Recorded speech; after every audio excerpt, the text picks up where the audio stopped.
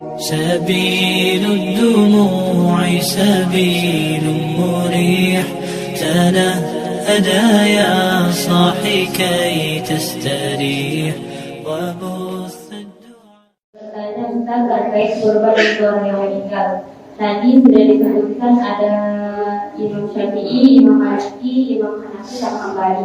Nah, yang tanyakan di sini kan terkait Imam Hambali itu sebelum boleh berkurban atas nama orang yang meninggal dunia, tetapi orang tersebut itu sudah berwasiat kepada hewannya itu. Maliki. Imam Maliki. Kemudian hewannya itu harus hewan yang diwasiatkan, tidak boleh hewan yang lain. Bagaimana ketika seseorang yang sudah meninggal itu, kemudian hewannya itu tidak lama meninggal setelah dia meninggal itu, lalu bagaimana hukumnya Ustaz? Apakah ada penggantinya korban tersebut atau tidak jadi berkorban? Terima kasih. Wassalamualaikum warahmatullahi wabarakatuh. Assalamualaikum warahmatullahi wabarakatuh. Waalaikumsalam warahmatullahi wabarakatuh. Ini pertanyaan Ustaz, Ya, diizinkan. terkait dengan azab korban hukum korban dan terkait dengan azab di mana sudah dijelaskan tadi ketika seseorang berazab untuk berkorban hukumnya itu dikatakan wajib, gitu kan?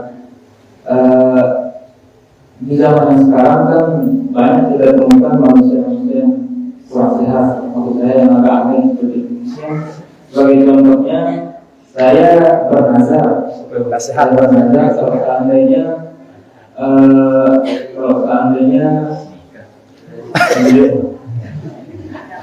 kalau seandainya saya mengangkat kaki, menggunakan kaki kanan duluan, saya akan bernazar berkorban unta seperti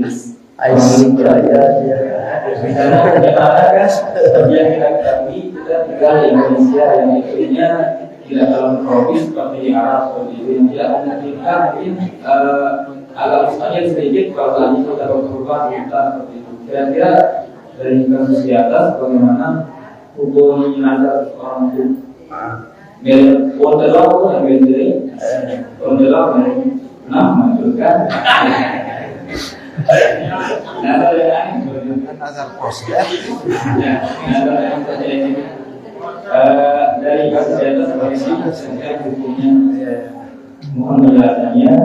Terima kasih. Assalamualaikum warahmatullahi wabarakatuh. Waalaikumsalam warahmatullahi wabarakatuh. Ini pertanyaannya juga agak berbeda dari nazar. Nazar itu dijelaskan kalau nazar itu kalau korban dan nazar itu wajib.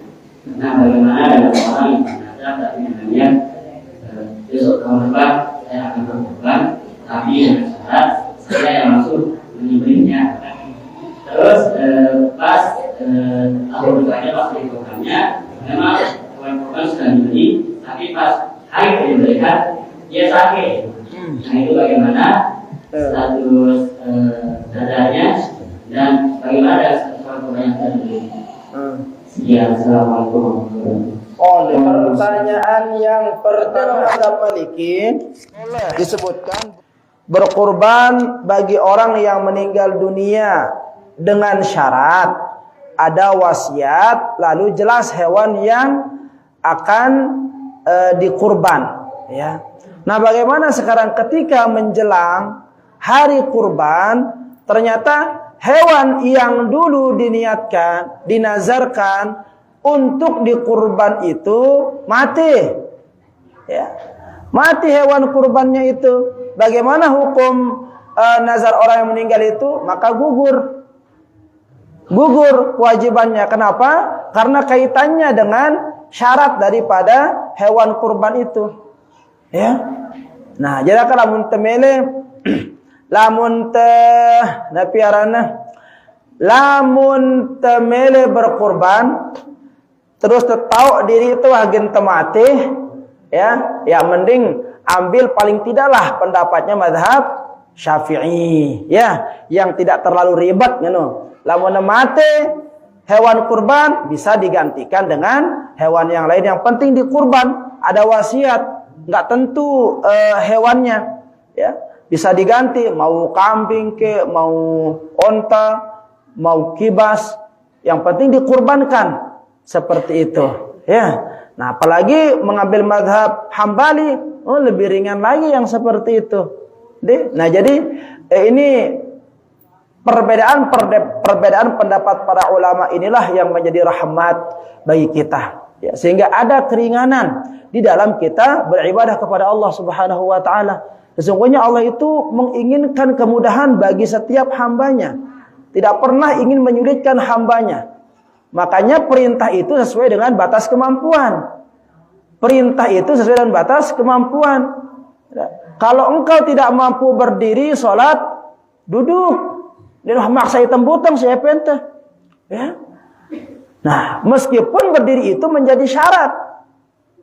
Ya, meskipun berdiri itu menjadi syarat sana sholat, tapi bagi yang mampu. Kalau nggak mampu duduk. Kalau nggak mampu duduk, ya berbaring. Sampai seperti itulah kemudahan yang diberikan oleh Allah kepada kita. Nah, lalu jangan kita yang lagi sekarang membuat diri kita sulit. Ya, kita nyulit-nyulitan diri itu. Untuk kami mana hukum ini salah. Nah, kerir bar sengene ukur ini. Ya, jadi Allah itu sudah memberikan jalan kemudahan. Dari mana? Inilah dari perbedaan pendapat para ulama ini. Ya, pendapat-pendapat ini.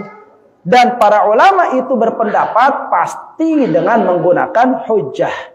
Pasti dengan dasar dalil, ya. Maka itulah yang disebut sebagai rahmat, agar Allah Subhanahu wa taala, ya, memberikan kemudahan bagi kita untuk menjalankan syariat yang diperintahkan oleh Allah Subhanahu wa taala. Nah, lanjut ke pertanyaan yang kedua dan yang ketiga terkait tentang kurban nazar.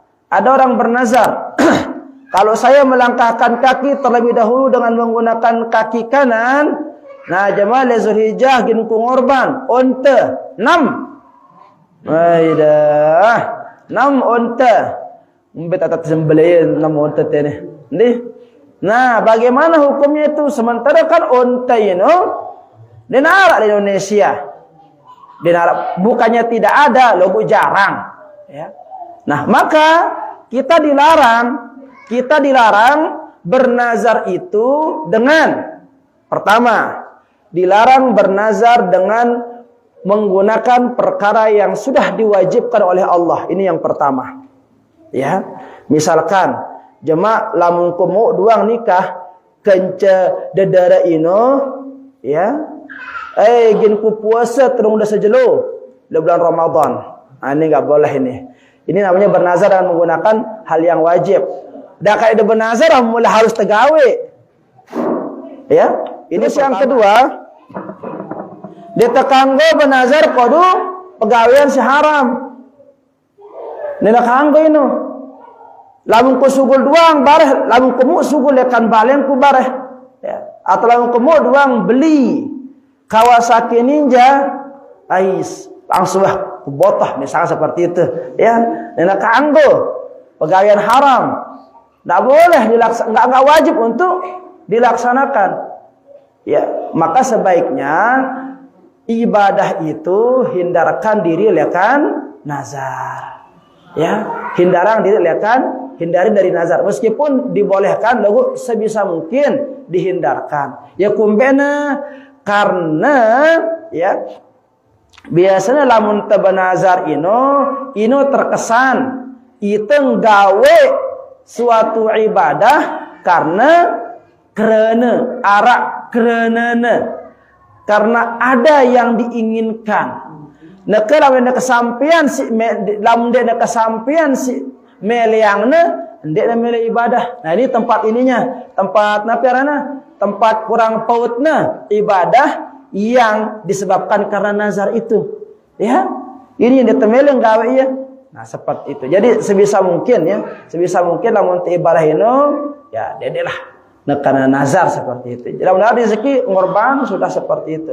Lalu nekap ini onta ini membeungkeun onta kalau bernazar menggunakan onta harus, kecuali kalau misalkan yang bernazar itu ngorban dinosaurus yang enggak denara berdagang. Da kata tipe Saudi denara berdagang dinosaurus.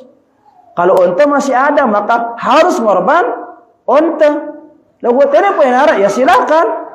Silakan telepon temannya yang di Saudi. Jemaat ini di hari tasyrik sembelih yang aku 6 onta. Harus ditunaikan.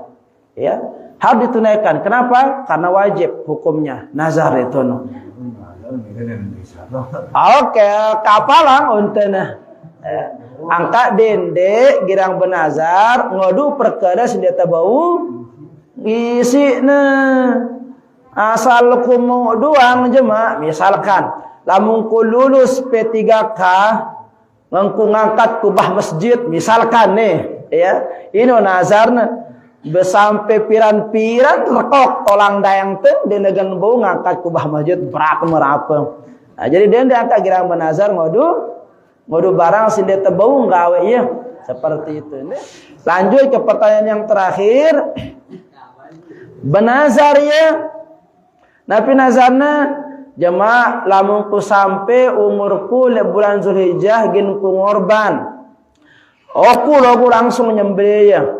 Nah tiba-tiba sejelon dek neman hari raya sama hari tasyrik belamperan ya. Lampar nih si begang misalkan terus polong gimana ya. Dia tahu ongkonya nyembelih. Nah, dalam hal yang seperti itu maka kita keluar dari syarat yang satu ini. Ya, membenung ku nyembelih nara iman teh. Maka silakan berwakil tapi tetap harus berkurban. Harus tetap berkurban. Nah, kaitannya ke cendet tebu nyembelih yang diri teh ino ya uzur. Ya, bisa digantikan dengan orang yang kita percaya untuk wakilkan. Nah, nanti ada pembahasan tentang siapa saja sih orang yang boleh ya tempat kita berwakil untuk menyembelih.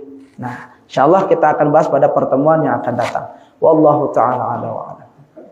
Sabilud dumu'i sabilun murih tanahada ya sahi kay tastarih وبث